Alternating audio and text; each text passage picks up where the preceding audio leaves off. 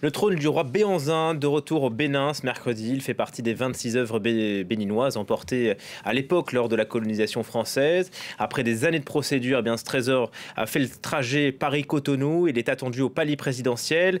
Bonjour Julien Sauvager, vous aussi vous avez fait le voyage et beaucoup de Béninois visiblement attendent ce rapatriement.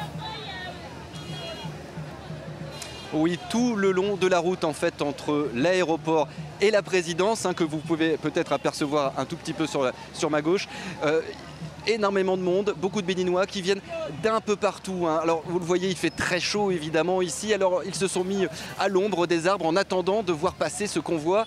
Et certains sont là depuis 10 heures ce matin, après plusieurs heures de route, dans un voyage qu'ils ont effectué dans des bus affrétés par le gouvernement. Mais ici, véritablement, ce qui domine, c'est la joie de voir ces œuvres revenir au pays. C'est une joie par rapport aux ancêtres, par rapport à la signification, bien sûr, de ces œuvres, sur la culture, sur l'identité béninoise. Et puis, c'est pour les plus jeunes aussi l'occasion où ils espèrent voir ces œuvres, car nous ont-ils dit, ils ne les ont aperçues pour l'instant que sur des livres d'histoire, en photographie, parfois sur des sites internet. Ils espèrent tous les voir. Alors pour ça, ils seront un petit peu déçus, car ils ne verront finalement que le convoi, les caisses passées. Les œuvres ne peuvent pas pour l'instant être sorties et exposées à tout le monde. Il faut d'abord les acclimater, les habituer au changement de climat.